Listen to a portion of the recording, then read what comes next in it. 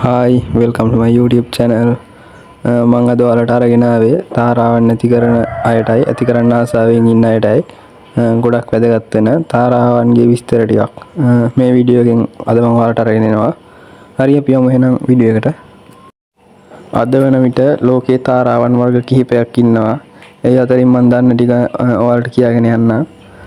ඒ තමයි අයිස්බෙරි, මස්කොවි, කාකි Campbell, Indian රණ, පෙට්‍රෝස් වගේ සතුන්.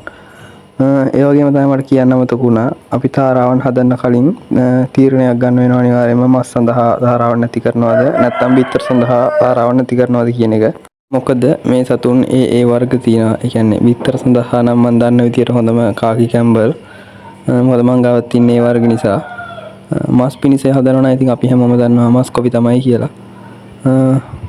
ඒ වගේම අපිට පුළුවන් මේ සතුන් කළුකුම්, ගිනි කුකුලන්, කුකුලන් ඒ වගේ සතුන් එකත් එකටම හදන්න. ඒක තමයි අපිට තියෙන එක වාසියක්. ඒ වගේම තමයි අපිට පුළුවන් මේ සතුන්ගේ බිත්තර කිකිලියක් වගේ රක්වා ගන්න පුළුවන්. ඒ වගේම රකින්න තාරාවියනුත් ඉන්නවා. ඒ සතුන්ට දියරුණත් අපිට රක්වා ගන්න පුළුවන්. ඒ වගේම තමයි මහා පරිමාණයෙන් පැටව ගන්න ඕන නම් බිත්තර රක්වන මැෂින් එකක් මගින් අපිට පුළුවන් බිත්තර රක්වා ගන්න. ওই විදියට තමයි අපිට පුළුවන් වෙන තාරාවන් බෝ කරගන්න. ඒ වගේම තව විශේෂ දෙයක් කියන්න තියෙනවා. ඒ තමයි තාරාවන් 10 දෙනෙකුට තාරාවන් දෙන්නෙක් සිටීම ප්‍රමාණවත් වෙනවා. මොකද මේ බිත්තර තුල ජීවයක් තබා ගැනීමට අවශ්‍ය නිසා.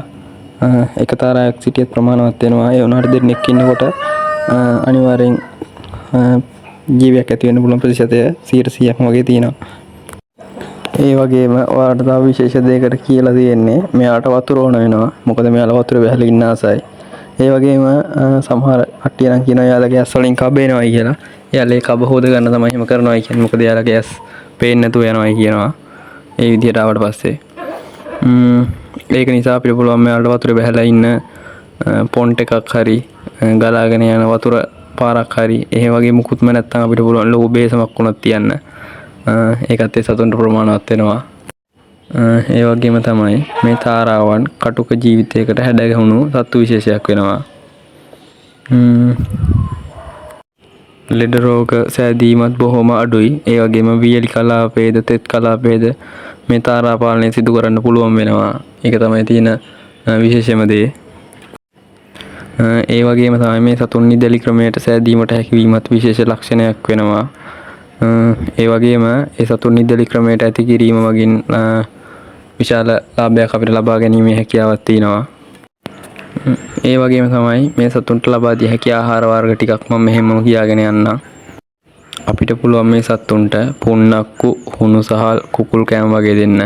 හැබැයි මේ වගේ ආහාර ලබා දෙද්දී කැට ලෙස නෙමෙයි පල්ප් එකක් වගේ දෙන්න තමයි ඕන. මොකද මේ සතුට ටක් ගාලා කන්න බලනවා. ඒක නිසා ඒ වගේම අපිට පුළුවන් මේ සතුන්ට බත්, ඉඳුල් වර්ග, එළවලු, පළතුරු ඒ වගේ ආහාර වර්ගත් ලබා දෙන්න පුළුවන්. ඒ වගේම තමයි මේ සතුන්ට වැළඳිය හැකි රෝග වර්ග කිහිපයක් තියෙනවා. මම ඒ ටික කියන්නම්. එකක් තමයි කැල්සියම් මූණතාවය. ඒ වගේම අනිත් දේ තමයි පණු රෝගය. මේ නිදැල්ලේ හදන සතුන්ට පහසුවෙන්ම හැදෙන්න පුළුවන්. එම නිසා පශු වෛද්‍ය කෙනෙක් හරහා හොඳ පණු බෙහෙත්යක් ලබාගෙන ඒ උපදෙස් පරිදි සිදු කරන්න ඔයාලා වග බලා ගන්න ඕන. ඒ වගේම මේ තාරා බිත්තරයක් දැන් රුපියල් 100ත් 120ත් අතර වගේ යනවා. ඒක නිසා හොඳ ලාභයක් ලබා ගන්න පුළුවන් සතුන් වර්ගයක් වෙනවා මේ තාරාවන් කියන්නේ. ඒ වගේම මේ තාරා බිත්තර ගම් බිත්තර වලට වඩා ටිකක් ප්‍රමාණයෙන් විශාල වෙනවා. ඒ වගේම මට කලින් කියන්න අමතක වුණා මේ සතුන්ගේ ගැහණු පිරිමි සතුන් තෝරා ගන්න හරිම ලේසි.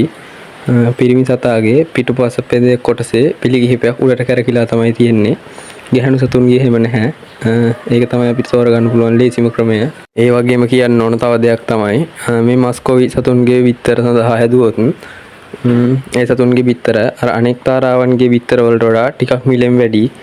ඒ කියන්නේ රුපියල් 20ක 30ක විතර පොඩි වෙනසක් තියෙනවා. ඒ කියන්නේ අර බිත්තරයක් 120යි නම් මස්කොවි තාරාවන්ගේ බිත්තරයක් වෙනවා රුපියල් 150ක් 160ක් වගේ. ඒ වගේ පොඩි වෙනසක් තමයි තියෙන්නේ. ওই ටික තමයි මට කියන්න තියෙන්නේ යාළුවනේ. හරි එහෙනම් මම අදට ගිහින් එන්නම්. ඔයාලා මේ වගේ වැදගත් වීඩියෝ බලන්න channel එකත් subscribe කරලා තියාගන්න. ඒ වගේම තවත් වැදගත් වීඩියෝ එකකින් ළඟදිම එන්නම්.